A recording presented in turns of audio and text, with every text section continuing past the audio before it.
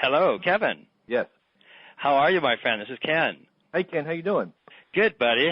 Really appreciate your taking time to talk with me. I'm a big fan of your work. Followed it all the way back to Whole Earth. And Whole Earth. Oh, yeah, man. Oh, yeah. And Wired, of course, Out of Control, New Rules, Technium, with a lot of appreciation, great admiration. Thank you. Well, my pleasure. Your insights are central and right at the crossroads of humanity, spirituality, technology, economics, evolution, and so on. Oh, dear. Well, I'm sorry, but I'm just trying my best to make sense of the world. So as you are as well. So indeed. I'm looking forward to our conversation. What I thought we might do is there's, as a prolific producer of ideas, there's any number of ways we could do this thing, but I thought one of the simplest and maybe most fun for both of us would be for me to take some of your blog writings on the Technium and read sections of that and then pause, and then we can discuss the central ideas and insights in each of those sections. Okay. How's that? Would you try that for a start? Yeah. Okay. Let's start with one on the cosmic origins of extropy, which I thought was absolutely fascinating.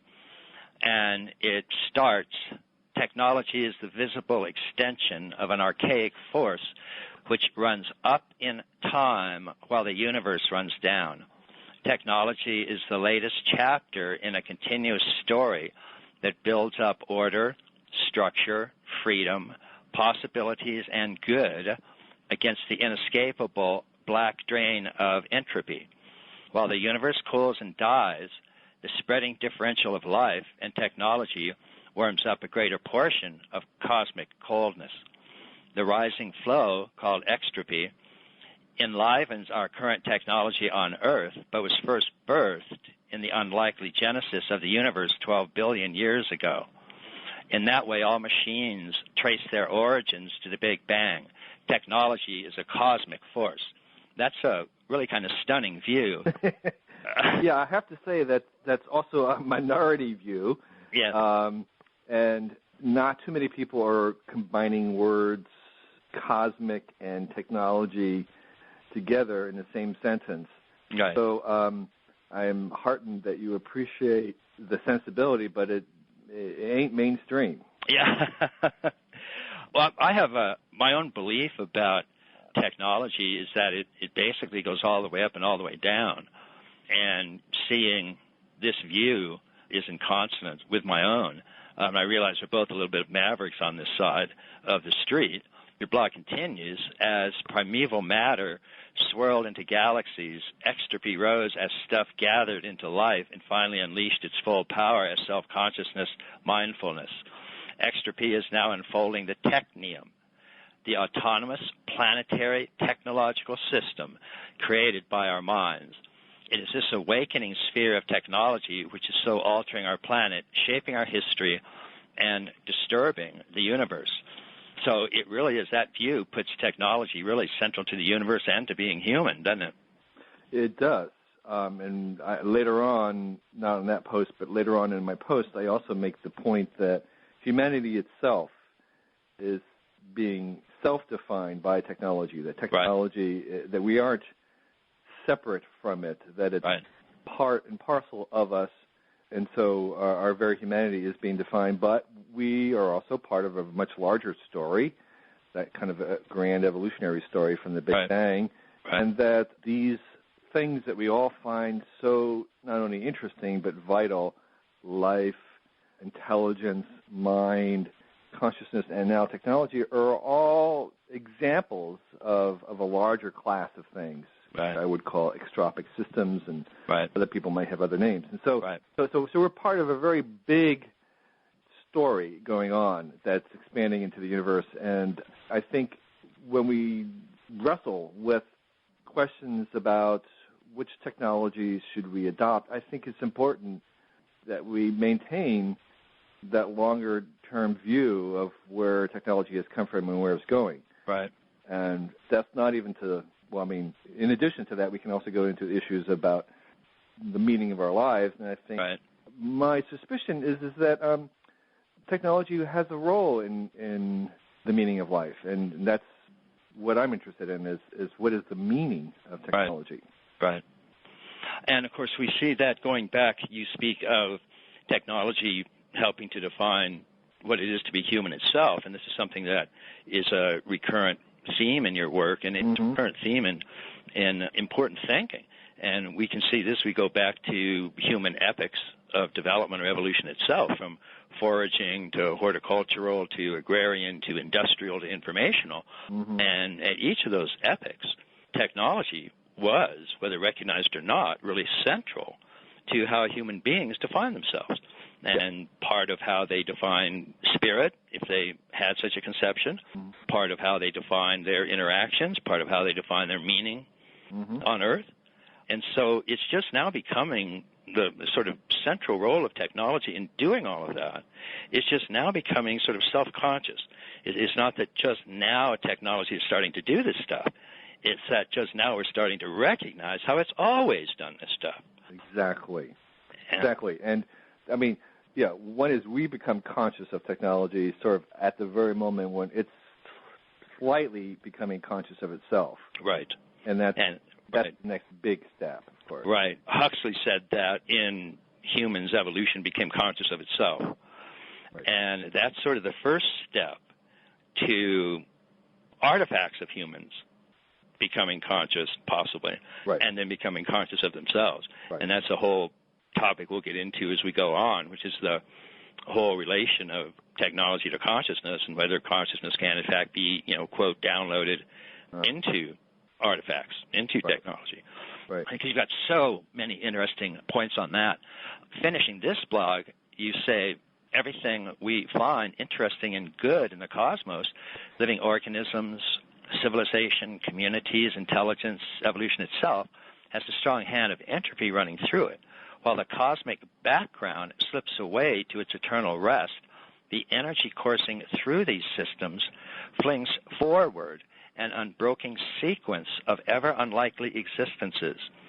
By the normal calculus of entropy, the appearance of both kangaroos and 747 should be impossible, and yet their unlikely existences and the surprising appearance of any extropic organization that stands upright in the stream of heat death serves as a platform for yet newer ways to continue the story of unlikely possibilities. Alfred Whitehead said there was sort of one primordial fact of the universe, and that was, quote, its undeniable advance into creative novelty. So that speaks against entropy and for these extropic systems that you're talking about.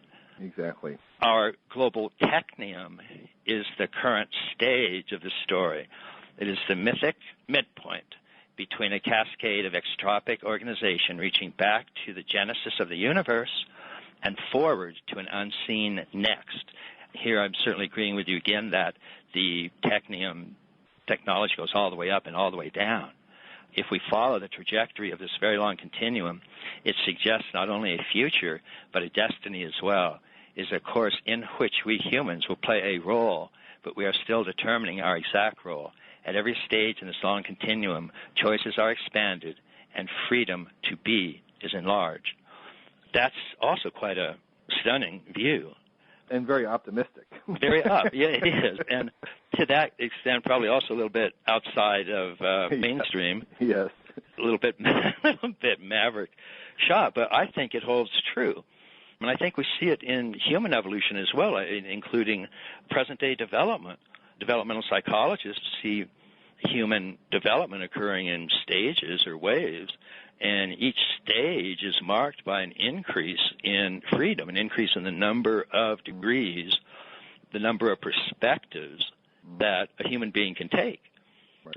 So it goes from being able to take just a first-person perspective and being very narcissistic to being able to take a second-person perspective and being ethnocentric to being able to take a third-person perspective and be world-centric.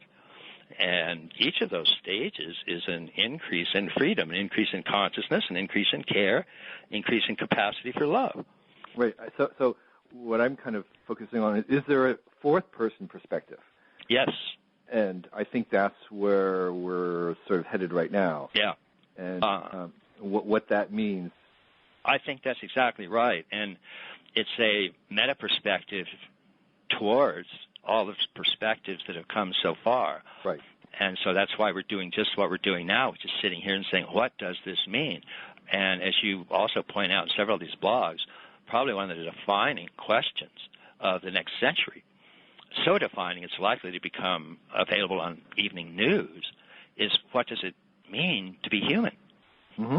Because even reflecting on something like that was, taken as previously such a simple question as to hardly be worth asking, has, because of the increasing advances of the Technium, started to change the very nature of humanity itself, what it means to be human, what the possibilities are. Right. It hasn't started. I mean, it has all along. We've redefining ourselves, and all that's happening is we're a little more conscious that we're now redefining ourselves. Yeah. And so it's sort of more self-conscious redefinition.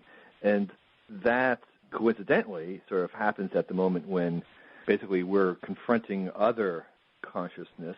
Right. And so it becomes very perplexing and becomes very trying to us because suddenly several things happen. And one is we realize, oh my gosh, we've always been redefining ourselves. Oh my gosh, we're now conscious of redefining ourselves. We have a new responsibility. And then thirdly, oh my gosh, there's other consciousness involved. Right. And so it's like, what do we want to be? Yeah. Not only who are we, but what do we want to be who we are? And so all these things are sort of happening, and that makes this time to be alive an incredibly amazing moment. Right. And there aren't too many times in the history of a civilization when they go through this. And so here we are. Yeah, we're alive right now. I think that's exactly right. And if you look at even the essential basic chunked technological eras that go from foraging to horticultural to agrarian to industrial to informational, that's only 5 major shifts in techno-economic modes. Right. And for us to be going through one of those right now is astonishing and, again, incredibly rare. And it does involve, as you perceptively pointed out, the emergence on an increasing scale of a fourth-person perspective, of a meta-perspective on all of these things that have come prior. And that perspective is being driven especially by the Technium, especially by technological advances in science. And so that's why the work you're doing and the roles that you've played is sort of, right at the central nexus of all of these issues, which is why it's such a fascinating trail of ideas that you leave behind you, let us say.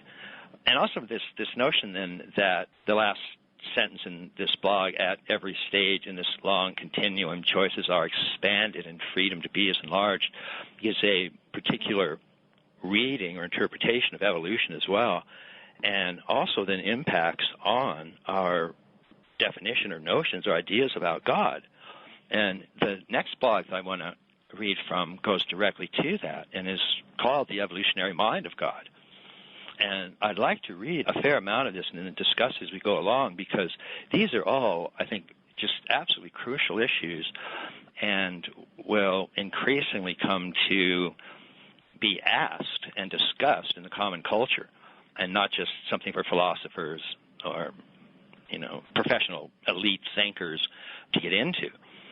And let me also kind of preface reading some of this by saying that, in my own view, we have these 3 general perspectives or dimensions that are available to human beings. The first person, which is the person who is speaking, second person, which is the person who's being spoken to, and the third person, which is the person or thing being spoken about.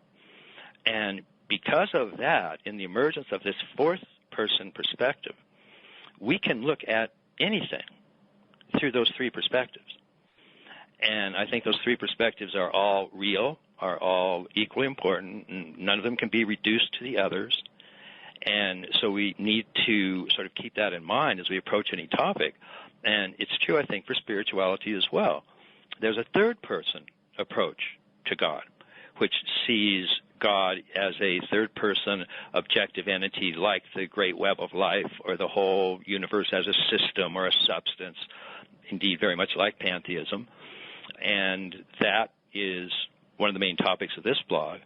There's also a second-person approach to spirit, and that's sort of more common in theistic traditions, and that's to imagine that what if the actual creator, designer of this extraordinary system, this Gaia, this great web of life, this extraordinary universe, what if the creator of that was alive and sitting in the chair right in front of you? There was an actual second person embodiment or manifestation of spirit.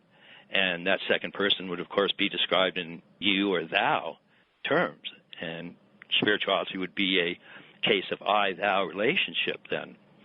And then there's also a possibility of first-person relationship to spirituality. And this would define God or spirit in first-person terms. In other words, I, or I amness, or I am that I am, or the supreme identity, the Sufis call it, or Buddha nature, Buddha mind, and actually sees spirit as the pure consciousness or pure awareness, the I that is aware of everything that's arising.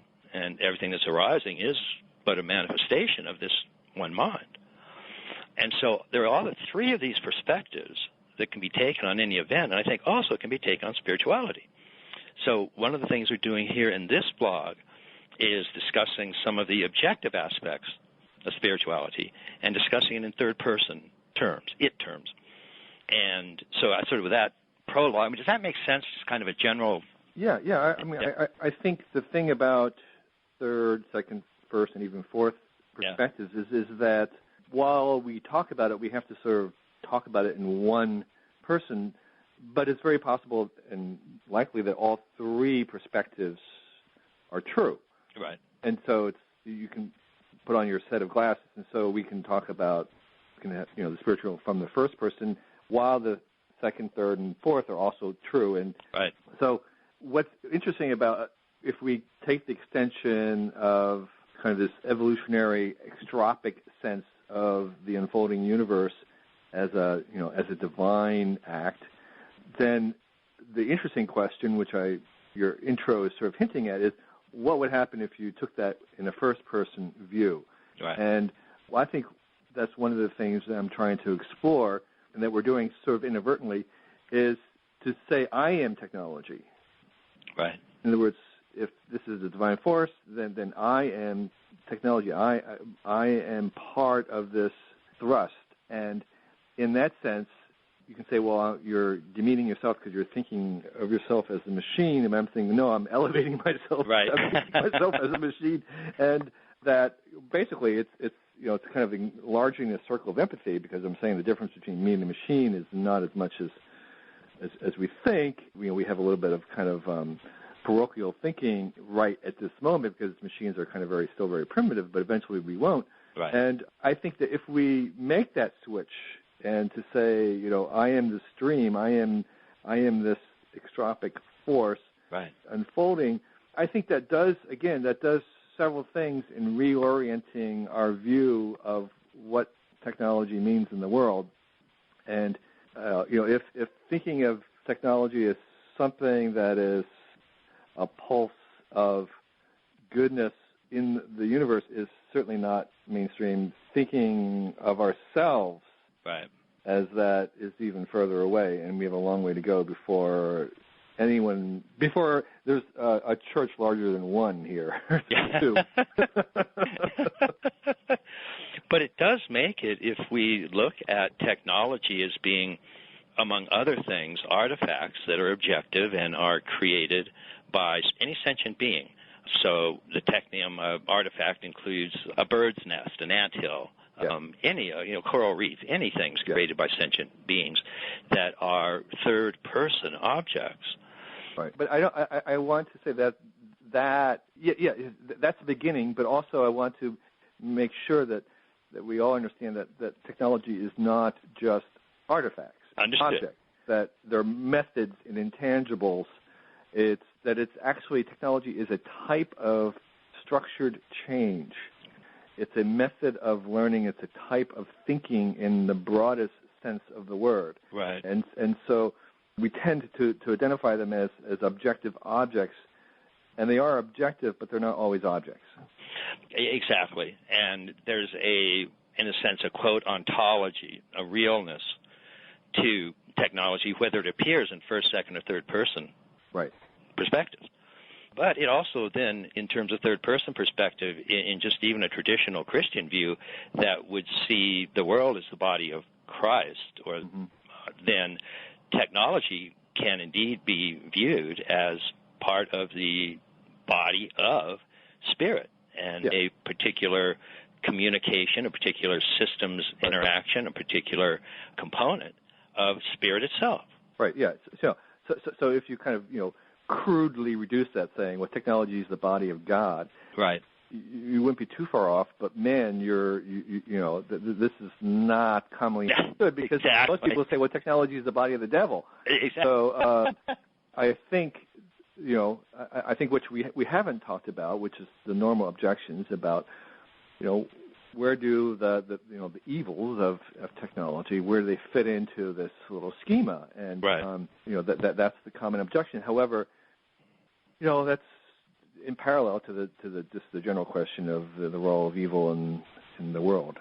Well, yes, and it does. Part of what we'll get into when we get into this blog is just that, is discuss the ways we can talk about evil in this world. Right. And one of the things that a broad-based pantheism has done, as one of the three general approaches to thinking about spirit that you outline here, one of the things that pantheism has at least forced thinkers to consider is the possibility that both good and evil are somehow part of an all-embracing one. Right. And therefore things that had previously thought to be evil, in some case like technology, are in fact expressions of a deeper good. Right. And that it's up to humanity to make those distinctions as to whether technology is used for good or for evil. And it's not something inherent in technology itself to be inherently evil or inherently bad or inherently alienating. And I think that's a big change in how the modern and postmodern world has been able to look at technology. Yeah, well, on this point, I would like to push that a little bit, because I'm actually making a stronger statement. I think the common stance that technology is neutral, I think, is a little wrong. We wouldn't say, well, life is neutral. Right. We would say life is good. Right. We don't say mind is neutral. Mind is good. I'm saying something a little bit stronger. I'm saying technology is good. I'm saying it's inherently good. Got it. That the more technology we have, the better. And so, just as we say, the more life there is, the better. So there are obviously aspects of natural biology and stuff that causes harm. AIDS virus, whatever it is, that is present. And so there are examples of harm, and there's examples of reduction of freedom and reduction of options in nature, but we say life is good. And I think the same thing. So I wanted to stress that it's not just neutral, it's actually inherently good. Yeah, and I think that is a statement that holds up across different perspectives. So it holds true not just for humans, it holds true for the Technium in general, which goes all the way down, which goes all the way back to the Big Bang. And the Technium is simply one way of looking at, one perspective, one dimension of this totality of unfolding being. Right. And that in itself is good. Right. And I'm totally with you on that, and it's as true for birds and building bird nests as humans building computers. Right. And it's a fundamental goodness about it that is part of the essential fundamental goodness of manifestation, we could say. Right. So now that we get to thinking about spirit and ways to think about God, and we think about it first, second, and third person, think about it as all of those encapsulated in the emerging fourth person perspective. But you touch on several of these important issues, so I want to just jump in and read some of these. The evolutionary mind of God. Because first we come to the difficulties of representing God or spirit in intellectual terms. There is no human-created description of God that is without contradiction. Any minimal definition of God we can conjure up entails multiple infinities, such as omnipotence, omniscience, or eternal existence. However, when a being is infinite in all directions, the infinitudes cross and begin to contradict each other. The schoolyard riddle that asks if God could make a stone so heavy he can't lift it is just one simple case of how infinite capacity is muddled when one's infinitudes are pitted against each other. The many other inherent paradoxes of God pointed out by theologians usually rest in these battling infinite dimensions. How can a being be infinitely just and infinitely merciful? How can it be boundlessly omniscient and free-willed? And if God is defined as less than infinite, even in a few dimensions, then it becomes a God few want to honor, since humans, even in our lesser minds, can imagine a greater God, one who is infinite in all directions, even though this God as defined is full of contradictions. This discussion takes God at its most naked and leaves out the extra burdens of religious clothing.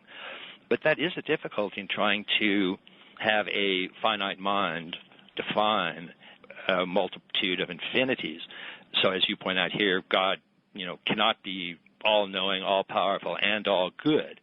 Or, for example, he wouldn't allow Auschwitz. He can be two of those three. He can be all-knowing and all-powerful if he's not all-good. Or he can be all-good and all-powerful if he's not all-knowing. But as soon as you acknowledge all three, you have contradictions. And so you continue, but any description of the universe without God, and this is to take the second major stance that you discuss here. The first is the general theistic stance and the contradictions in it. But the second major stance, any description of the universe without God is also compromised with contradictions. How does existence begin with no beginning? If the universe is deterministic, what determines its first motion? In a field of infinities, why is anything at all finite?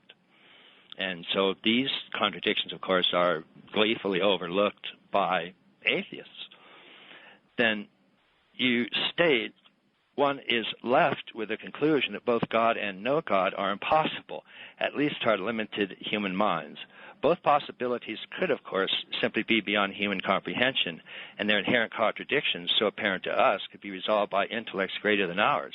Indeed, some theists who assert the reality of God counter contradictions by claiming God is ineffable, that is, unknowable by us, and therefore has no definition.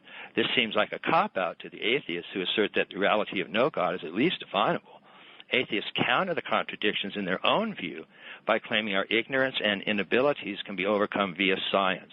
In a recent blaze of publicity and attention, atheists have come out of the shadows in contemporary culture and are denouncing a religion of gods and promoting the superior perspective of no God as a view that should appeal to the modern and technologically oriented. And it has. Nerds and techies find the scientific approach of current atheism extremely appealing. And that's, of course, discussing Hawkins, Sam Harris, Chris Hutchinson, and so on.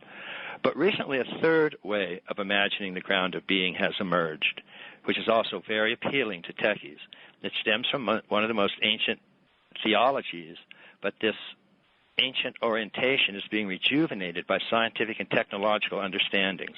Judged from my own discussions with educated and rational people, this third view is more appealing to them than the blankness of atheism, and I suspect in the long run more likely to gain allegiance of those who can't make that leap into a belief of God. This new third way is a type of pantheism. The orthodox definition of God, God transcends the universe. The universe in this view is a creation issuing from God. The universe has the same relation to God as a story or painting would to us. As authors, we transcend our masterpiece. While the universe reflects the nature of its creator, it is decidedly other. The furthest of the two, creator and creation, might be entwined is into a duality like a body and soul. We might say the author was the soul of the work.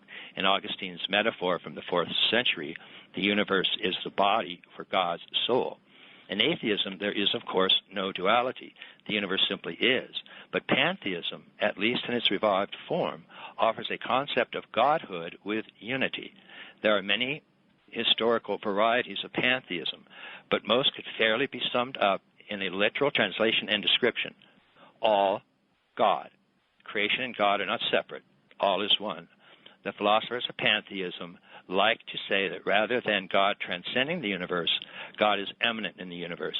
Mystics since the dawn of consciousness have claimed to be awakened to the startling fact that since the universe is God, each of us contains God, or even more shocking, is God. God is everywhere we look.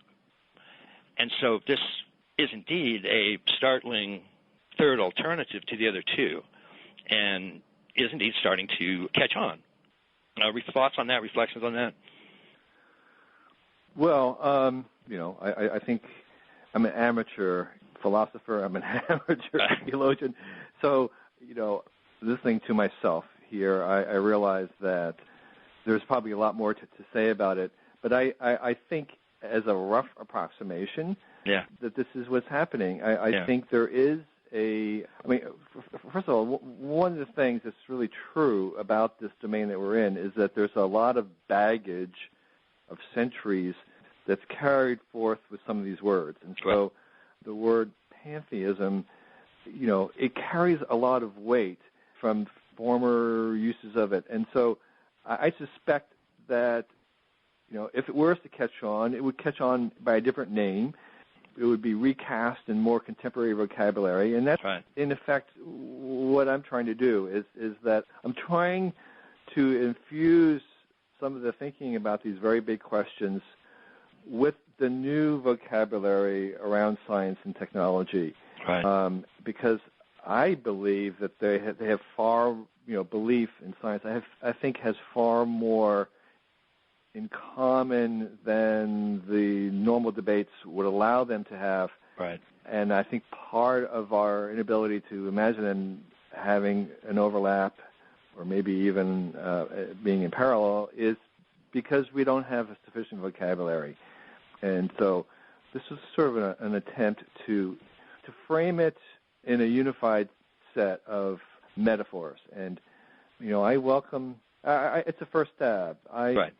I'm not going to convince anybody with that argument. I think people far more versed in this stuff have to make something that's a little bit more emotional and have more of a narrative. But I think that I see us headed, us meaning collectively as a society, headed in the direction of having this conversation in these terms. So, I don't know where in the kind of the world of the religious, they're not having this conversation, and I don't think the world of scientists are having this conversation either.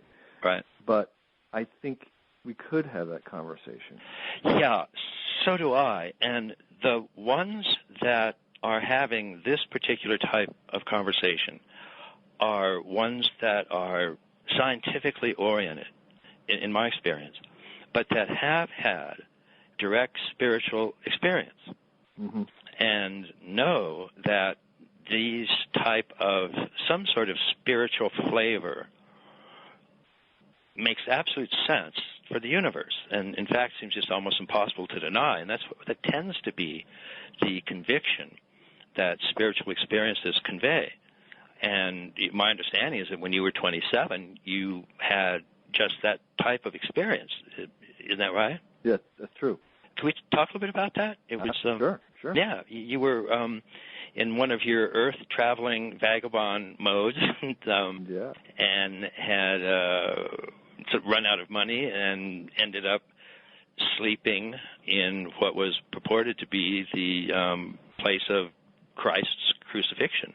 Right. And as you awoke that morning, had a very profound experience that has not only stayed with you, but been a crucial component of your own outlook on life. Yeah, exactly. So, I went to Asia instead of going to college, and I, as a photographer, self-designated photographer, recording the vanishing traditions of Asia, I spent a lot of time at religious ceremonies where most of the color is, so to speak, and went to Zen temples, went to Buddhist retreats, went to the Hindu Kumbh Mela, I mean the Valley of Gods in Kulu. I mean, Tibet. I've been everywhere, And so I'd gone to Jerusalem with the same attitude, the same perspective of there, headed there for Easter, and so it was another photo opportunity.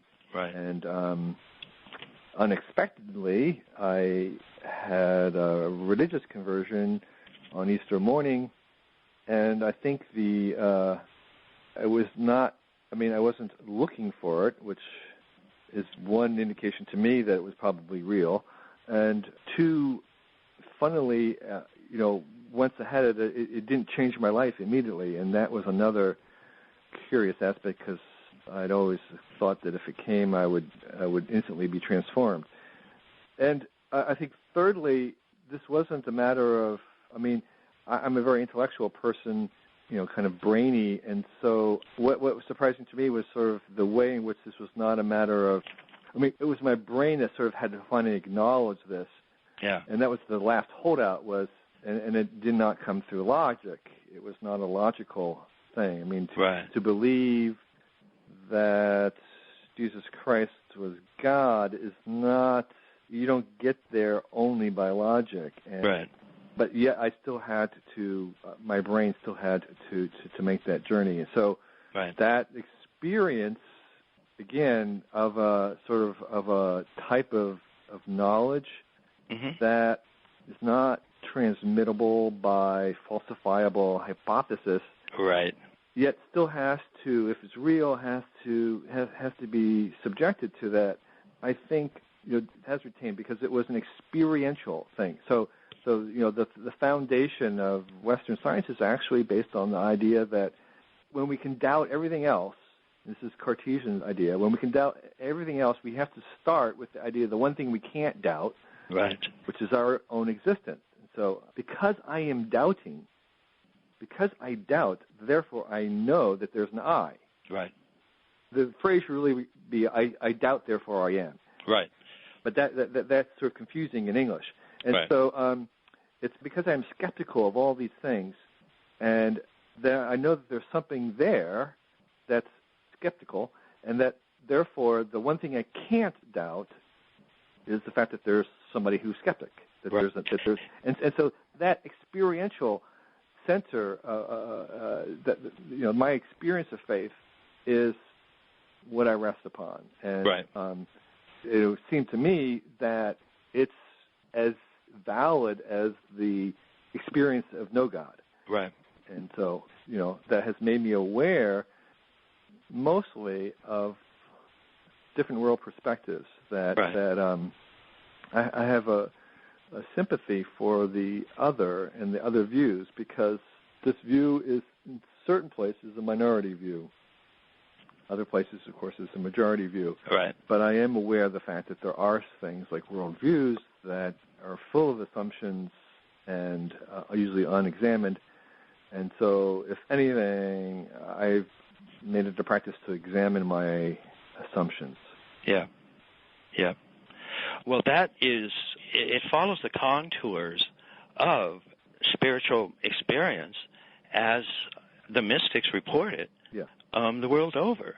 And that's clearly also a first-person kind of knowledge. You're not knowing it in a third-person, stand-aside, objective, kind of descriptive, falsifiable type of knowledge, but as a first-person, direct, immediate, existentially revealed consciousness, therefore being.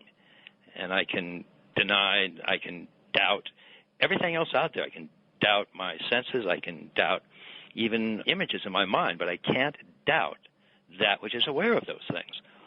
And so that is really kind of a form of Western Vedanta, and where the Atman, the pure witness in a human, is said to be one with Brahman, one with the absolute ground of all being, and known in a direct, first-person, immediate fashion. And that's a kind of knowledge that is unfortunately taken to be, not only outside of science, but just not scientific, just anti-scientific even. And that's one of the really unfortunate things that comes with that type of spirituality, and I think is also one of the important types of spirituality that doesn't, as often as it should, get talked about in these discussions of will spiritual machines come into existence? Can human beings, create spiritual machines by 2100? Will we down, that kind of thing? Because what generally is meant by spiritual there is just conscious. And it doesn't take into account at least these two dramatically different forms of consciousness. One's sort of relative, small mind, finite consciousness, and the other being, a big mind, absolute, supreme identity consciousness. And if we're going to download humanity into machines, I'm going to make sure at least both of those kinds of knowledge get on the table for getting downloaded. Criticisms of the Ray Kurzweil, the spiritual machine author, his idea of singularity. But I actually like his use of the word spiritual machines, or the combination of those two, because, again, it's a very minority Maverick view, but I believe actually that some of the greatest advance that we're going to see in the world in the future in a unifying or the convergence of a scientific view and a spiritual view will come from machines. It will come when we begin to make other types of intelligences. And see, the thing where I disagree with Ray is I think there's absolutely zero reason to make an artificial human brain. First of all, we can't do that because the matrix, the substrate of what a mind is made with matters. There is not a separate duality that the matter in which something is happening makes a difference, and that the only way you can make a mind that thinks and behaves like a human mind is to make it with exactly the same kind of tissues. Right. And there's no reason to do that because we can do that so easily in 9 months right now. But what we can't do with tissue is to make different kinds of minds, different kinds of intelligences, and ultimately different kinds of consciousness. And that will depend on how we make things. And so, we can make machines that are smarter than us right now in many different dimensions, right, but they're very narrow and they're not conscious, or very little consciousness. And so, but eventually we will. And as we do that, we will begin to inevitably see spirits, see the spirit aspect of these things, because right now they're just too small. They're too small-minded. They aren't big-minded enough to hold that. But as they become bigger, more complex, more advanced, more sophisticated, more evolved, they will begin to have room. And then we will, for the first time, begin to understand that these are real phenomena and that we have to use the language of science to understand this. Right. And I think that's a very exciting time, because I think it's actually spiritual machines that will redeem and rejuvenate human spirituality. Right. Well, it's certainly just even the phrase itself speaks towards a non-dual understanding of reality, which is that which has traditionally been thought to be antagonistic or opposite from each other, or separate or set apart, in fact, are two aspects of one living something. And it's that spirit and machines go together. They're spiritual machines or mechanical spirit, doesn't matter. Right. And that has to do with, again, this upgrading of an understanding of Technium. Yeah. Understanding that is this manifestation of spirit itself.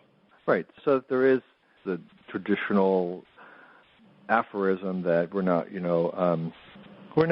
humans on a spiritual journey. We're actually spiritual beings on a human journey. Yeah. And I think we'll understand the same thing about machines in a certain sense, is that we're all on a spiritual journey, and that there are some of us will be humans and some will be, non-human. Right. And as obviously there must be other beings in the world who aren't human as well. But I think this is more than just sort of coincidental or a byproduct. I think this chore or achievement or a task of creating alternative consciousness and alternative spirituality is actually part of the main event. That this is actually part of what evolution is about. This is part of what the universe is about. This is part of what the trophic system is about, which is to actually inhabit the world with all possible minds, with all possible spirits, right. and that only by having the 99 billion varieties of godhood, of thinking, of awareness, can we hope to begin to kind of grasp at the meaning of the universe. Right. So in other words, it's going to take the collective assembly, the collective aggregate of all minds, right, to understand God. Right. Right. And I think that's a really important point. I think that one of the ways that shows up is in, again, studies of developmental psychology, because what we learn there is that human worldviews tend to unfold and develop, and not in any prefixed, Platonic, ordained way, but just that this is the way that historically worldviews have unfolded, and they tend to be carried with us, not necessarily in a Lamarckian fashion, but just even in cultural memory. And Gene Gebser, who was one of the first to look at the evolution of worldviews, had terms for the major levels of unfolding that are sort of self-explanatory, and so they're easy to use. And the terms were archaic to magic to mythic to rational to pluralistic to integral and higher. And one of the problems that we have with religion, with spirituality, is that it itself runs that entire line. There's archaic religion, there's magic religion, there's mythic religion, there's rational religion, there's pluralistic religion, there's integral religion. And one of the main distinctions is there is also the higher stages of that developmental scale are trans-rational, whereas the lower stages are pre-rational. And not to judge any of them as absolutely better or worse than the others, but simply to say that because there is this increasing consciousness, increasing expansion of freedom, increasing expansion of perspectives that development tends to give human beings, that trans-rational religion, trans-rational spirituality tends to be that kind of spirituality we find at the core of the great contemplative traditions. So whether that's contemplative Christianity and the early Desert Fathers, aiming to have this consciousness be in you, which was in Christ Jesus, that we all may be one, or whether it's the Vedanta notion of Brahman and Atman, or whether it's the Sufi notion of supreme identity of the soul and Godhead, that trans-rational form of spirituality is quite different from the magic and mythic forms, which are pre-rational and tend to be ethnocentric and tend to have to do with a chosen people and a chosen path, and my path is real and is the only correct path, and everybody else's path is wrong, incorrect, infidels. And one of the difficulties is for us to distinguish those two broad categories and to realize that individuals that are doing contemplative, experimental, phenomenological, introspective types of spirituality are different from those who are proclaiming a particular dogma, a particular mythological feat that you have to believe in, or else you're going to hell. Not that that is anything wrong with that as a worldview, but just that, along the religious developmental line itself, there are so many different worldviews, and particularly these two broad chunks that relate in comparison to science as being pre-rational science and post-rational science. So, in other words, the trans-rational spiritual paths can very easily be integrated with rational science, right, because they transcend but include them. Right. And I think that is one of the things that we're going to get from this increasing scientific understanding of an alternative view of spirit as being pantheistic or panentheistic. And one of the problems that slows down that realization is the widespread presence of fundamentalism and traditionalism. This is, after all, what the new atheists, the Sam Harrises and the Richard Dawkins go nuts over, is, the belief that the world was created in 6 days. Moses really did part the Red Sea, and Mary really was a biological virgin, and so on. And that type of belief is very common in magic and mythic religious structures, but it's not common at all in practices of meditation and contemplation and transcendental awakening that we find in the great contemplative traditions. And so I think one of the things that might start to happen is that the orientation of the contemplative practices, the mystical practices, as opposed to the dogmatic practices, the practices dependent upon direct mystical experiences, as opposed to ones dependent upon a simple belief. I think that kind of awakening might start coming with this spiritual machine approach. Right. Exactly. I mean, because right now there is a little bit of a speciesism among, say, the people who tend to, say, adhere or at least to support that the kind of mystical transcendental view are often very eager and avid humanists. They really right. value the value of the human condition and the right. human challenge, and they are often not sympathetic to the idea that machines can do this. Right. So, right. and in fact, they see a lot of the mechanical aspects of the world as promoting or at least encouraging kind of this fundamental view of the world. Right. And so I think there is I think we're headed for a kind of a very, very noticeable friction at some point between the technologists who may be making these things and the mystics who say, well, machines can't do this. So I'm imagining that kind of one of the, a formative moment will be the day that there are protests in the streets with robots and placards saying, we are the children of God. Right. And the only thing that could have as much impact on that would be if we actually contacted an ET or something, yeah. and they came down. So this is the equivalent of sort of meeting another and meeting ET. I think probability is very low, but making conscious robots I think is very, very high. And exactly. And there's also a reason to do that, as you pointed out, and we were just saying a minute ago, which is that's not simply cloning a traditional human brain. Right. That's actually making something different. Right. And there's a reason to do that. Right. And the encounter of that difference will be exactly, nearly equivalent to contacting an ET. Right. And that act, actually, from my Christian perspective, that act of making this is actually the completion of the mandate from God, which is, okay, God is the creator.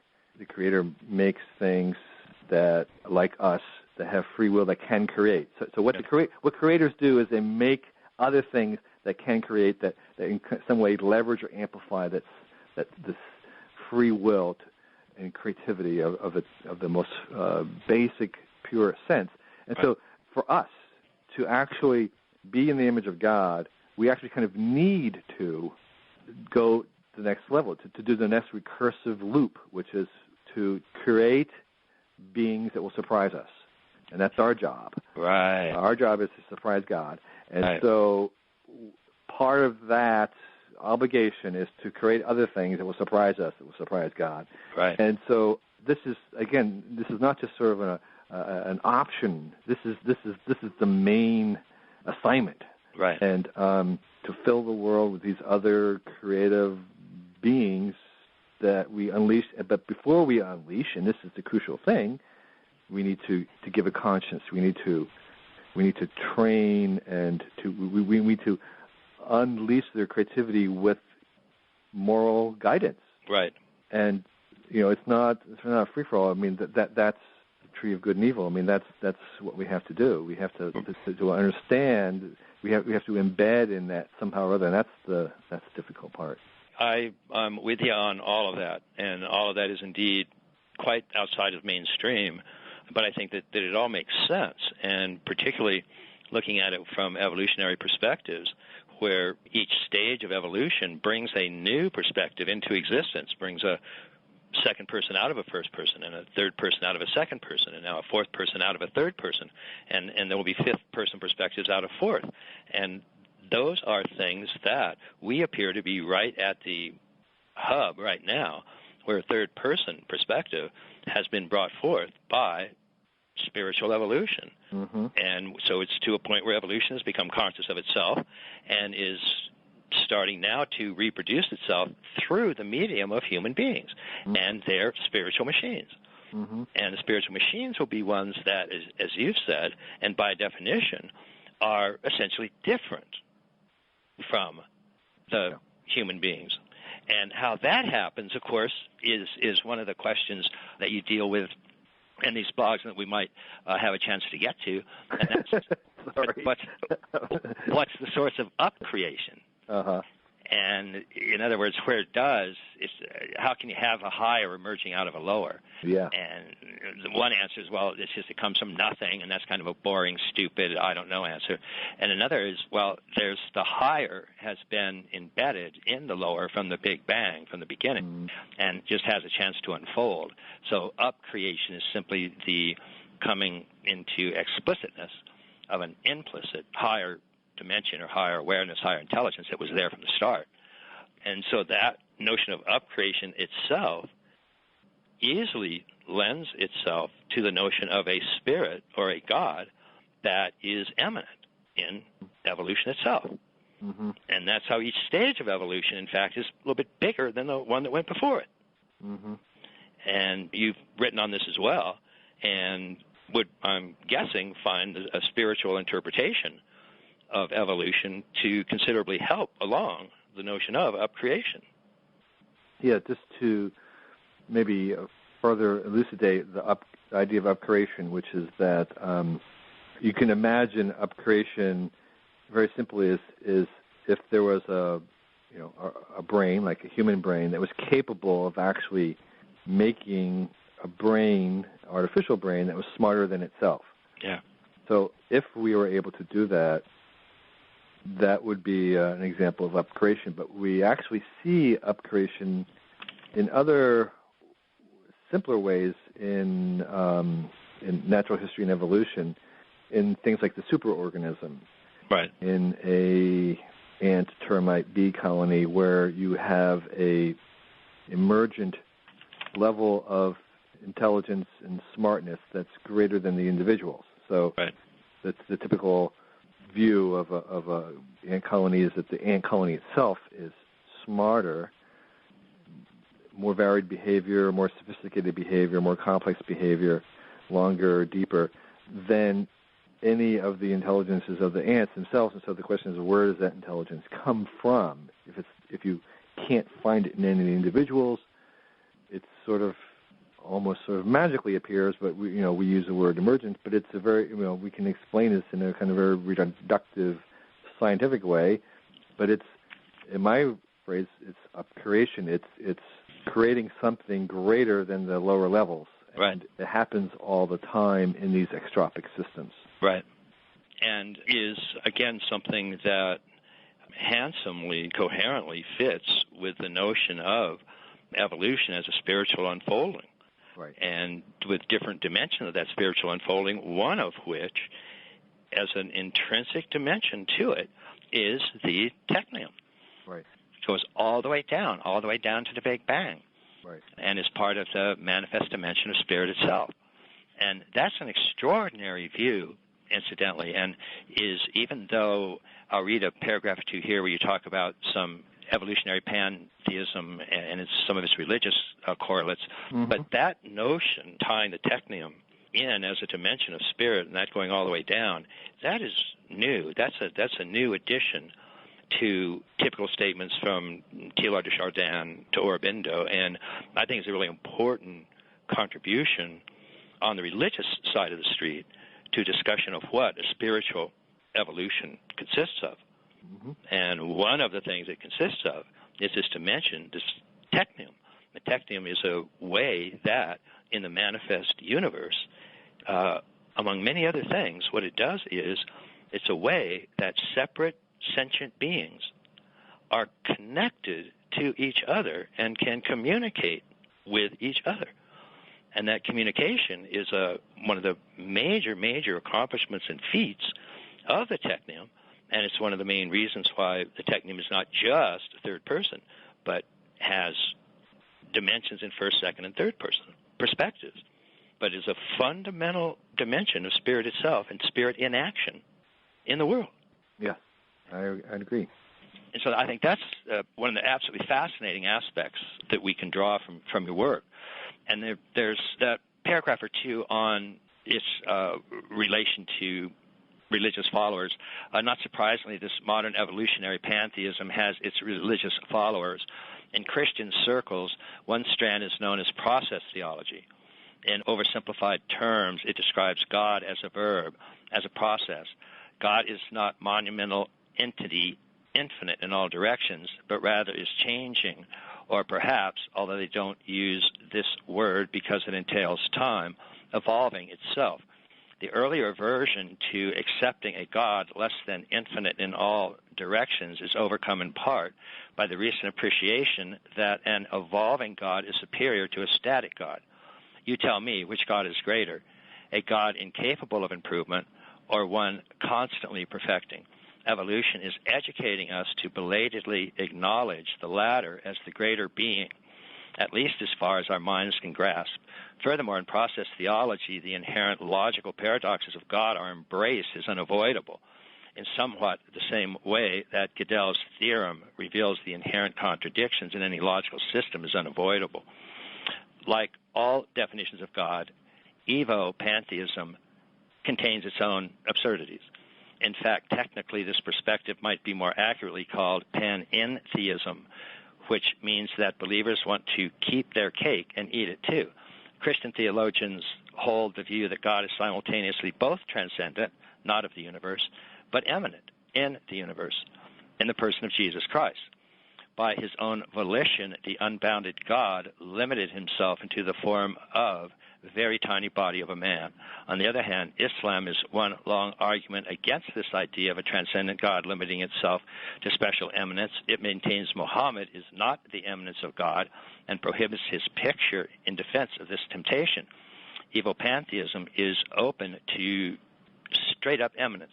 God is evolving itself, and that evolution is what we call the universe. In any event, either way, when we read that, we have got a way to have a transcendental God that is in some ways timeless and a material, manifest, concrete universe, that we have them together, and that we have them intimately correlated and, in a sense, codependent. And I think that's one of the major appeals that you're exploring in pantheism or panentheism, and particularly for the nerdy, geeky, techie, college-educated individual who simply cannot buy a merely mythic, personified God as separate from this universe and ruling it, pushing it around, giving it morality in a very strictly command and control fashion, the type of religion that they got from Sunday school and gave up on because it just doesn't fit reality as they know it. And yet a spiritual evolutionary spirit is one that makes much more sense to them. And I think also the more that it's understood that these spiritual evolutionary religions are based on spiritual experience, are based on, in a sense, an expanded empiricism, very scientific in that sense, makes it the type of spiritual training and belief and school that could indeed become part of tomorrow's religion. Yeah, I mean, I think that there are right now, as we speak, there are a few people like Michael Dowd, who is a itinerant, roaming, wandering preacher who's going around to churches in America preaching the gospel of theistic evolution. Right. And I in my own conversations with people in the evangelical circle, is that their belief, personal belief, is far more leaning towards embracing evolution than what is preached from the pulpit, and that I think that, it's very clear that kind of evolutionary perspective, even in classical Orthodox Christianity, is very sympathetic to the Bible. And I suspect that in 50 years from now, people will look back on this argument within the, evangelical Christian church with the same perplexity that we look on the argument about indulgences. Yeah. It's like, what were they arguing about? I mean, how could there have ever been any, fight over this? Because it'll seem fairly obvious that the perspective you were just talking about, this kind of evolutionary sense of God, well, people will say, yeah, duh, that it fits in there. There's no problem here. Right. What were they really fighting about? Right. As this joins forces with things like process theology, there's also a way to read into this handling up creation and handling the whole problem of emergence itself. And that is, as you're aware, in process theology, Alfred Whitehead maintained that each moment was a subject that came into being, and it had feeling. It was a proto-experiential reality. And that this subject comes into being each moment and then passes away and is grasped by its successor, which is a new subject that comes into being in a novel fashion, prehends or fields the preceding subject, which then becomes an object and passes into the past, passes into time. So you have a string of both causality, which is that each new subject, when it prehends the previous subject, is bound by it. And so there's a degree of causality to that. But it also emerges, and it emerges as part of this creative advance into novelty. So the emergence itself has a degree of creativity. And that degree of creativity is the degree of freedom that the particular individual sentient being brings into existence. And it's lower on the earlier stages of evolution and increases as evolution itself increases. So the amount of creativity and novelty brought into existence by a rock, for example, is very, very limited. And therefore, physicists can predict the location of a rock, barring unforeseen forces, 100 years from now, 1,000 years from now. Whereas they can't predict the location of a dog, 3 seconds later, due to the increasing amount of creativity and novelty in the biological cells as opposed to merely material atoms. And it's that kind of closing the gap between eminence and transcendence, eros and agape, otherworldly and this worldly, that spiritual machines, in the very broadest sense, are working with overcoming. And I think that's one of the reasons that the spiritual machinery, again, as we're discussing the term, is going to, herald a real sort of breakthrough in a marriage of science and religion. And in some of the ways that you're talking about with doubt, for example. Exactly. Yes, I agree. Yeah. Extraordinary events and extraordinary unfoldings happening right now. Let me, if you don't mind, being very generous with your time, but I wanted to just talk about your blog on spiritual robots replacing humanity by 2100. And just to briefly look at these, in April 2000, Douglas Hofstadter, Gödel Escher Bach organized a conference at Stanford University to discuss the question, will spiritual robots replace humanity by 2100? Among the participants were Bill Joy, Ray Kurzweil, Hans Moravec, John Hall, and myself. The question was serious. I chose to answer the question by examining each word in the question, starting at the end. And so moving to some of those last definitions. One is humanity, and the central question coming as we advance into this age of spiritual machines is, what is humanity? And you've written on this quite a bit as well, that every new discovery in science, almost every day, brings some sort of invention or creation that changes the very notion of what it is to be human. And that's a central aspect of life today. Yeah, it's things as simple as just last week, the computer finally beating a professional Go player. Yeah. Had long ago beaten most chess players, but Go having so many more degrees of freedom and possibilities was considered by many Go players as, again, playing a distinctly human act that computers would not be able to, because it kind of required pattern recognition and almost intuition. But it's in a term that I call Turinged. All these things get Turinged, meaning that they get beaten, overtaken by computers. Go has gotten that. So suddenly, in the list of things that make us human, we have to cross off can play Go. Right. And we have a long list that keeps getting shorter and shorter. And so the list of things that we think are distinctly and uniquely human is a list that is constantly having things crossed off. And that's at one level. And at the other level, we have inventions like gene therapy and other cloning technology.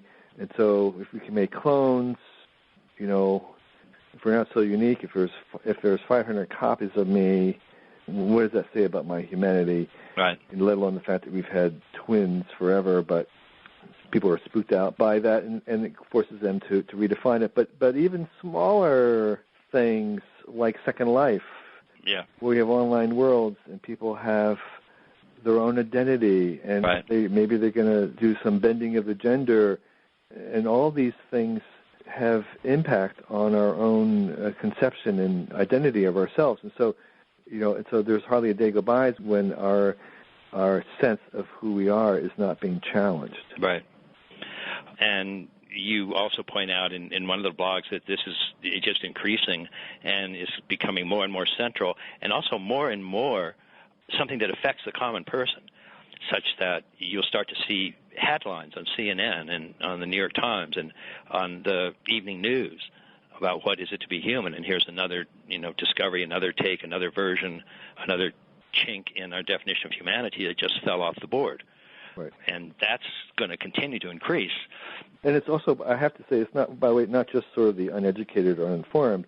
I mean, there will come a time, not in our lifetimes, but there will come a time, maybe this century, when we might fork the genetic lines of humans.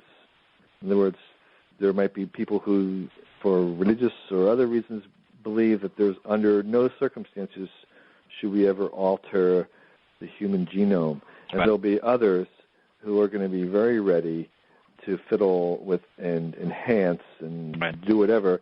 And there may come a time when we have more than one species, so to speak, or more than one path. So it's no longer just sort of academic, and it's not just about the people who are slow. This will be a central question. Yeah. And as these robots come into being and continue to change the definition of what human is, then we're going to see, again, robots with placards, am I a child of God? And others with placards, cogito ergo sum. And it's going to become a very, very wild evening news. To that. For robots, you write, in general, I like Hans Moravic's formulation that these are our children. How does one raise children? You train them for the inevitable letting go. If our children never left our control, we'd not only be disappointed, but would be out of control of its maker. So it will be with our mind's children, the robots. Is there a parent with a teenager who is not concerned, who does not have a bit of worry? It took us a long time to realize that the power of a technology is proportional to its inherent out-of-controlness, its inherent ability to surprise and be generative. In fact, unless we can worry about a technology, it's not revolutionary enough. powerful technology demands responsibility. With the generative power of robots, we need heavy-duty responsibility. We should be aiming to train our robotic children to be good citizens. That means instilling in them values so they can make responsible decisions as we let them go. And that's a profound point, and one that's going to, starting today, increasingly occupy us into the future, isn't it?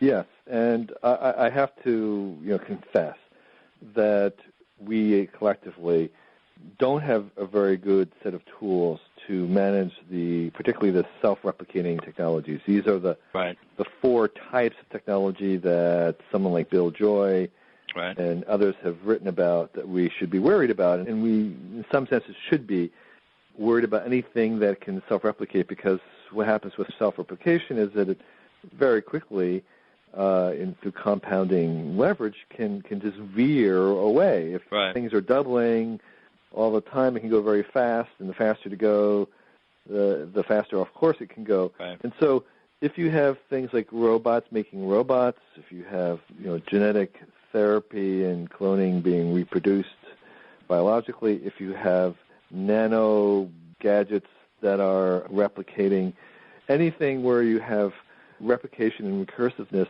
these systems are going to be very hard to put in guidance, let alone control. I'm not trying to control them. We're trying to train them. We're trying to guide them. And we don't have a very large set of tools yet, but we can. We know how to train children. Yeah. We know that we have an existence proof. Yeah. That this can happen. Yeah. And so I think that's where we want to spend our focus on, rather than trying to prohibit technologies, which never works. Right.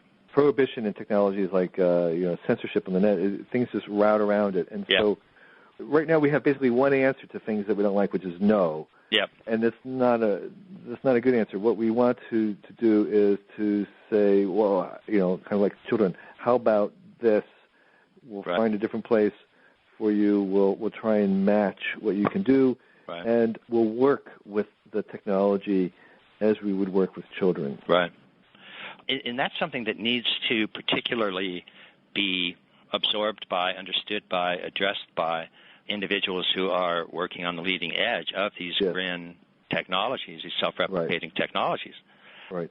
And that's something that you don't see happening as much as it should. No, we don't. Yeah. And I think part of that is educational process, but part of it is because there's not a lot of role models, and the typical ordinary human response to something that is sort of harming us is to prohibit it. Right. And I think requires, again, a different view of technology to not prohibit it, but to try and relocate it is how I might say. And, and I think part of it, I think even child rearing has gone through its own evolution. And I think there was a period of time when people had this idea of genetic inheritance of dispositions, a criminal class and stuff like that, where somebody was bad. You basically wanted to prohibit them. Right. And now we understand a little bit more that there are no bad children. What you want to do is you want to match them and train them and re-educate them if you have to. So we take a proactive stance rather than the classic precautionary stance on technology, which is the first thing you do with the technology is you say no to it until it can be proven good. And I think that's absolutely the wrong thing to do, and it just encourages us not to think about how to work with technology. And we have to just kind of change the default. And I think that is plugging directly into one of the central issues on the cultural agenda in today's world, and that's a discussion of values themselves. Right. And that's such a loaded area. On the one hand, you have The Values-Driven Life, a book that sold something like 27 million copies, offering a fundamental traditional value view. And that has that kind of sales simply because the alternative in today's modern and postmodern world is either nihilism offered by the postmodernists or just a kind of a blankness, a neutralism offered by scientific materialism.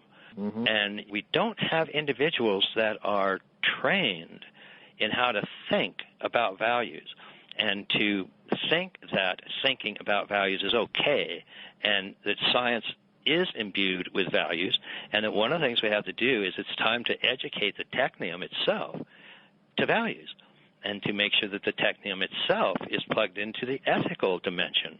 Yes. And that's something I'm sure you and I would both support, but it's also that's a long way from orthodox thinking, isn't it? It is. And, truthfully, it's also not just from the spiritual side or religious side, but definitely from the technology side. And I think where it becomes really difficult is going back to a statement I said earlier, which is I don't think the Technium is neutral. I think it's inherently positive. Right. So when we try to overlay choice and free will and our own human influence in the world, it becomes really difficult because there is a certain aspect of this which suggests that there's a determinism, a kind of technological determinism is a code word, which means that basically we don't have any choice. Yeah.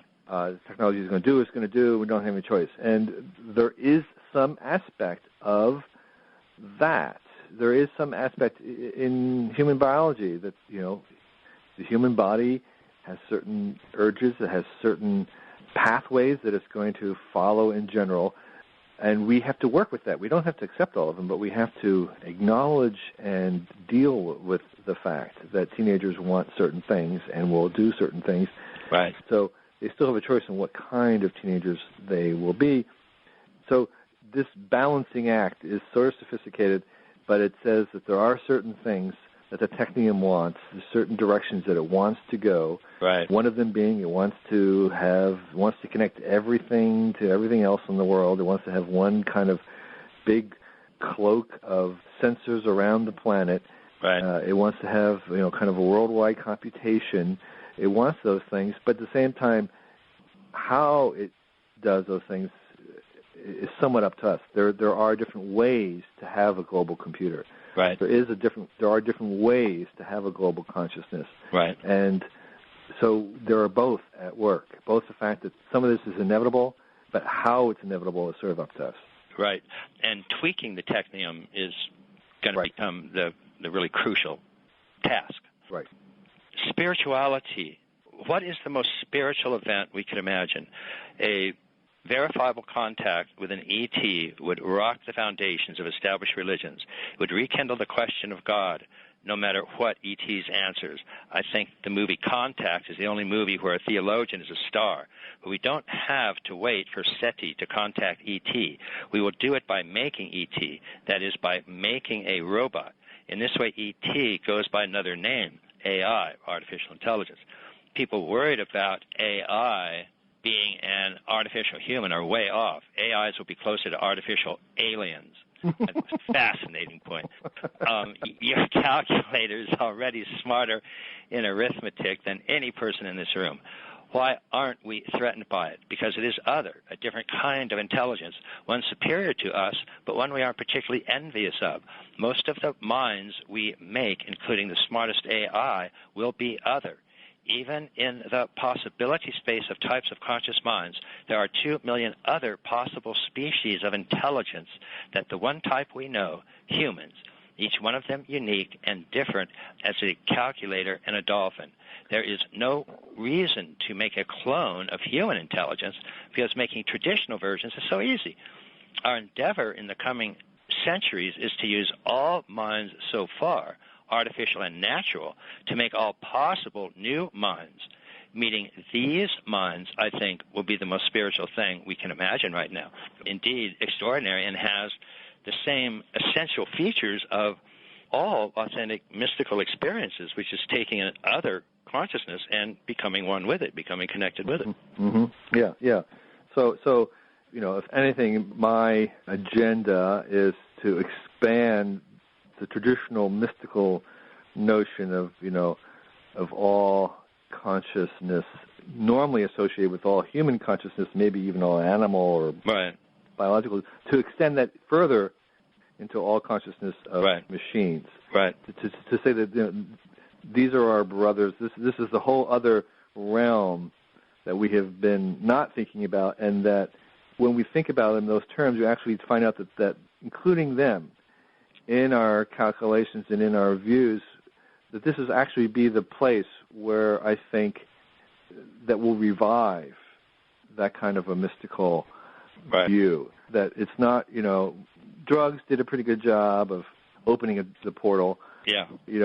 Traditional religious practices, they've been around a long time. Yeah. But what I'm saying is that the third door, the third open doorway into this thing is actually going to be through machines. Right. And, at first it doesn't register to most people, but I think we'll find that they will unleash new ideas into our culture in a rate that we're not really ready for. Yeah, indeed. But I, again, think that makes perfect sense, and I think is something that we will see on the agenda, and it will go from the beginning to a oneness with, a familiarity with the consciousness of our children in a new dimension, to fundamentally, as those children themselves grow up, and we hardly think of them as our children anymore, when they're in way past adolescence, when they themselves are into maturity. Right. So we think of them more as other beings. Right. Then connecting with that will indeed be an extraordinarily spiritual occasion, and show the absolute need for a spiritual orientation, which has always fundamentally been a way to connect with others, with including transcendental being, but also your brothers and sisters, in a way that is sacred. Right. Now, the one little hiccup in this is that, I don't know where I said this, if I have said it on the blog or not, but there's a number of people, myself included, who have basically come to the conclusion that the most likely first AI is not going to be in anything that's standing alone like a big mainframe computer or some robot, but will in fact happen on the web. That'll be a kind of this where I talk about the global one machine, the single worldwide computer. And the difficulty there is that given the scale at which this is likely to happen, we will have great difficulty as humans trying to understand or even to notice that. So we will be like neurons in some large brain, where the neuron is just going to be definitionally incapable of getting the thought. And so connecting with something like that is going to be tricky, because there is a sense in which it's not going to be very connectable to us at the wrong level. And so I don't know what will happen there, but it will certainly require some kind of transcendental mystic approach, I think, to even get to it. Right. And and so we can kind of easily imagine, as the little scene I had earlier of robots in the streets with placards. Right. That they seem like cousins, but if you're trying to grok the Google in the sky that suddenly is smart and conscious, but is performing at a frequency and a wavelength and cycles that we just cannot approach, that becomes more difficult to even understand what it is that we're supposed to do. Right. And being able to connect with that consciousness is, as all of these new discoveries in the Technium do, as you've been pointing out, will have human beings once again redefine themselves. Right. And in this case, it'll be just what aspect of consciousness is really universal.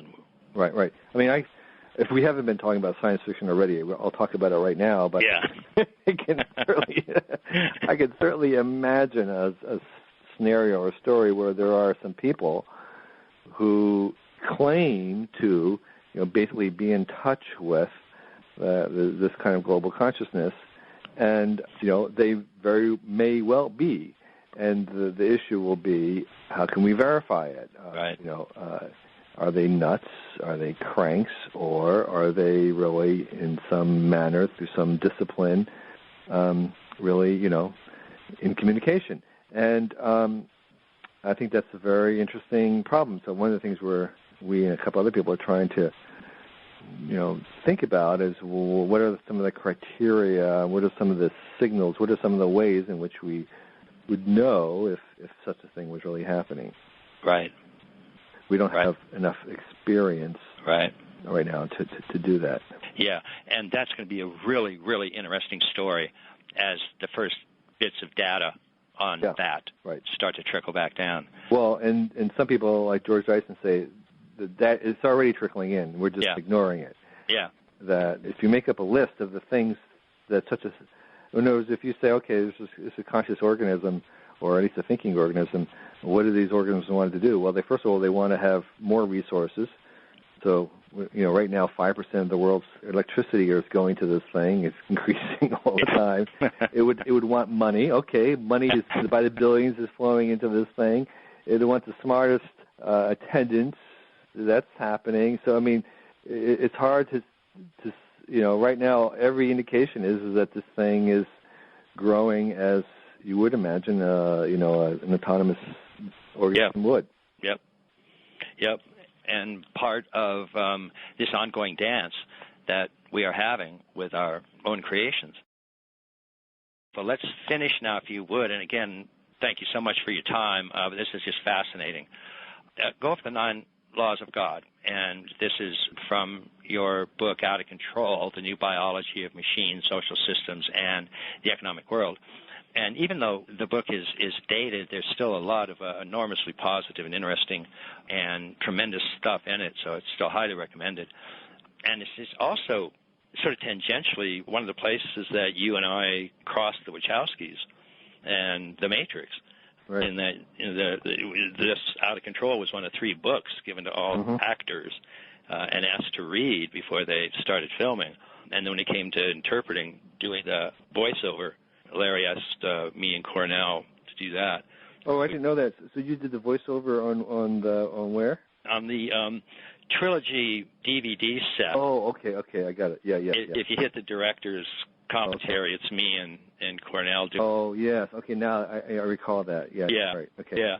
So these are 9 laws of God, and that's just sort of that's taken metaphorically, and of course you point out that there can be others. But this is, and let me sort of preface this by saying one of the ways I look at this, which is that in a lot of the non-dual traditions, we've talked about the problems of trying to qualify spirit in any way, including deny it. And so a lot of mystical traditions have the equivalent of the Madhyamaka Buddhist notion of emptiness or unqualifiable.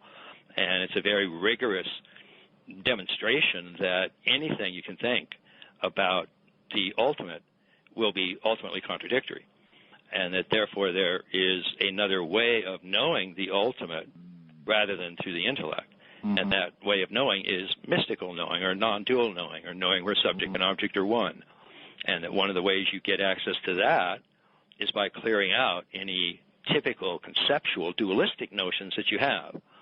And so that it's a very rigorous way of, in a sense, defending unqualifiable consciousness by saying it's unqualifiable, including that. That would be denied as well. So it's an infinitely denying qualifications of spirit so that a true, direct, non-dual awareness can open. But then it's then maintained that there are actually 2 aspects to spirit. And in Vedanta, Hinduism, for example, there's the unmanifest, purely empty, purely unqualifiable, purely formless aspect of spirit known as nirguna Brahman without qualities. And then there's spirit as it manifests. There's a manifest world of saguna Brahman. And that's the world of good and evil. That's the world where it's better to be good rather than evil. It's better to wake up rather than be asleep. And it's the world where ethics holds and where practice is necessary and so on. Whereas the world of nirguna, unqualifiable emptiness, is always already achieved, fully present, already awakened, unqualifiable. not dualistic in any way. And so seeing the nature of the manifest world as sort of half of spirit is sort of one way to think about spirituality that gets us over some of the contradictions in thinking about spirituality. So the 9 laws of God, in that sense, is one of the ways to look at 9 laws of Saguna Brahman, of Brahman as manifest. When spirit manifests, it does so in the following ways. It distributes being. So just comment very, very briefly on these in terms of what that means, why that's important. Distributed being is the hive mind. Yeah, distributed being would be translated these days into things like social networking. Right. The idea that you don't have centralized control, that things are aggregates of lots of little parts, and rather than one monolithic enterprise. Right. And each of the smaller units work, and you get a bigger working unit by aggregating smaller units that have been demonstrated to work, and that would hold in evolution as well, and so on.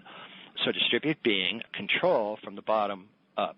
Mm-hmm. Yeah, and there is the best examples we have are things called like democracy. Right. And so you have sort of this the same idea of, rather than trying to have a command control top-down control, you inform the bottom, and you connect it in intelligent ways, and it's able to drive from the bottom. Right. And then you've always pointed out that you're actually working for a mixture here of the right amount of bottom-up and top-down, and you even wrote a blog on the bottom's not enough. Right. So the idea is not that you necessarily outlaw top-down control, but that you start at the bottom. Right. And that does actually fit in. Finding the right mixture of bottom-up and top-down is actually a good exercise in third-person process theology thinking. How much of God as top-down needs to be present in evolution to get the multifarious bottom-up stuff going. And where most of that top-down comes from is actually setting the initial conditions. So the design aspect is designing the game, and then the game is unleashed. Right. And so the great game of making the universe is coming up with the initial few sets of rules that will govern the rules of physics. And so it's a minimalist thing, because in some ways the more powerful worlds are made from the fewer sets of rules. Right. And then set that design limits, and then let distributed networks do the rest. Exactly. Right. Cultivate increasing returns. Here, this is we can think of this as sort of compounded interest. This is ways in which virtuous circles, good things engender more good things, which in turn are biased to generate more good things. So we've noticed many examples of this, including the fact that life on Earth tended to create conditions that were conducive for more life. Right. So the more life there was, that would begin to alter the atmosphere, which was making it better for more life, and the more life there was, the more niches there were for life. And so you have this kind of feedback loop where things are just feeding upon themselves, and that's called increasing returns. And we see that in technological systems, in the economy, and life, and most likely in the mind as well. Right. Grow by chunking. Yeah, you mentioned that earlier, but basically what it says is that you make very, very, very complicated things by making them federations of smaller things that work. So and this is how our minds grew. Inside every one of our minds is a little tiny reptilian brain that still kicks in. Right. But it hasn't gone away. Yeah. It actually has layers and layers of further evolved on top of it, but the basic thing is still working. And we're finding the same thing happening with software. I mean, believe it or not, at the core of your computer are basically the same code, particularly in Windows, the same code that's been around forever. It has more and more layers on top of it, and that's really the only way to make very complicated things work. Yeah, it's transcend and include, and is even Hegel said that to supersede or to transform is at once to negate and to preserve. So you negate having just one or two aggregates. You preserve their functions, and bringing those two together gets you growth. Right. Maximize the fringes. Yeah, there is generally innovation, change in these extropic systems primarily occurs at the edges of things. In the margins, we see examples of this in evolution where mutations and change happen in isolated geographically and breeding isolated corners, and then it's after they've kind of occurred and been established, then they move into the population at large. Right. Of course, innovation, constantly people talking about skunk works and other ways in which little remote groups or small companies are the fountains of innovation and change, and I think we'll see it in the brain in the same ways where the thinking, what we now call thinking outside the box. In all these ways, the outer rims are the places where the change starts and then is brought into the center. Right. And not to mention the fact that a really innovative change at the center can be lethal. Exactly. You don't want your accounting department. Right. Very creative. Honor your errors. Yeah. What this says is that most, kind of a restating of evolutionary theory, is most changes are not beneficial. They are, in fact, errors, but occasionally an error is beneficial. And so it also says that the way in which you want to proceed is by having lots of little mistakes and lots of little failures. Right. And instead of having catastrophic failures. So if you try to constrain or prohibit errors, making everything perfect, what happens is you'll have one big error, and it's called death. And so the idea is that advancement is built on errors, and that the best way is to manage errors. And so one way of thinking evolution is a sort of an error management system. Right. And that this is an inevitable part of growth, are the unwanted, but it's through the unwanted and learning how to deal with the unwanted that you get what you want. Yeah, you quote William Blake, to be an error and to be cast out is part of God's design. Yeah. Pursue no optima, have multiple goals. Yeah. It's a little bit harder to explain, but there is a sense in which you can, if you think of perfection as a place at the top of a hill, and you can define that in any way you want, in any parameter, that what you are kind of doing is moving up this hill climbing, they call it. Yeah. And but the hill is not just one big cone like a pyramid. It's actually what they call rugged, and there are false summits. There are little peaks off to the side that are beneath the higher summit. Right. And that if you are always only hill climbing, you can hill climb up to a false summit. And then what do? Because you're not any good at climbing down, right, you're now stuck on the less than perfect place. Right. And also, keep in mind that these landscapes are not static in the real world. They're actually moving. So what is maybe at one time a global optima may the next instant be a local optima. And if you're no good at climbing down. So what it says is that it's the strategy of always climbing up, which in most people's terms means becoming more perfect or becoming more efficient or becoming more excellent or whatever metric you have, you can get stuck. Yeah. And that the only way that we know of getting unstuck is to actually head towards chaos, to do things in reverse, to become less efficient, wasteful, chaotic, unoptimal. All these sort of negative things turns out to be a necessary skill in reaching your optima.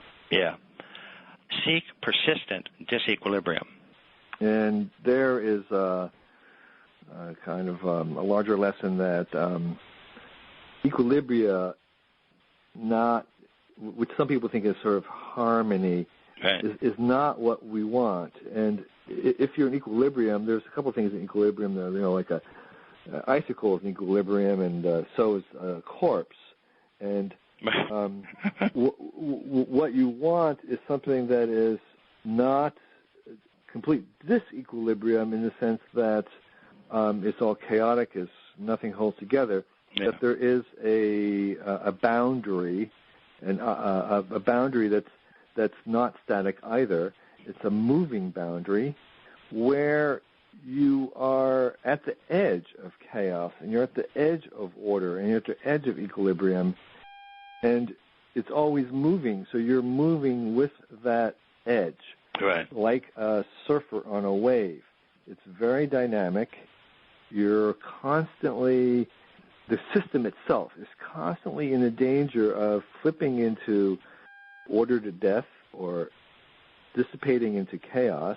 Right. And that what's remarkable about these extropic systems, and that includes life, and that includes galaxy structures, and that includes organisms, and that includes our minds, is that the ones that are alive are always on this edge of falling and tripping into one of these other two endpoints, and that you have this ongoing surfing, ongoing, kind of a roll along the edge, and that is where these things happen. In fact, that edge is what defines these extropic systems.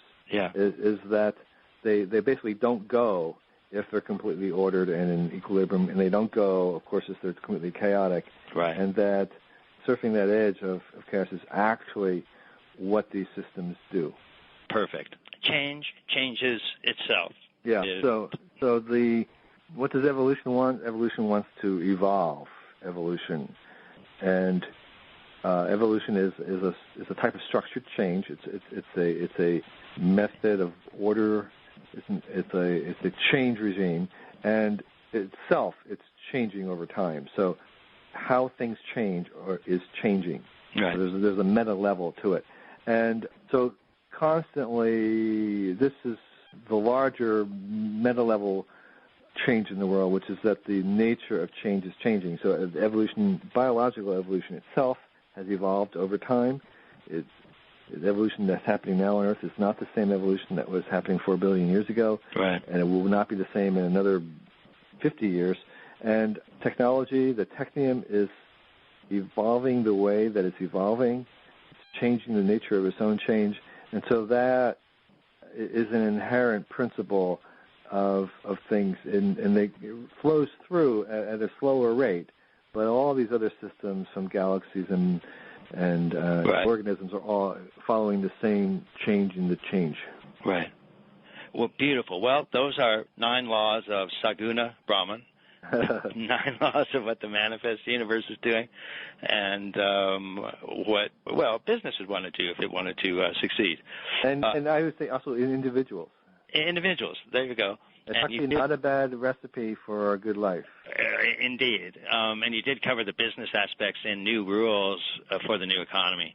Listen, my friend, this has been terrific, and you've been very generous, and I've loved it. I think it's just fantastic.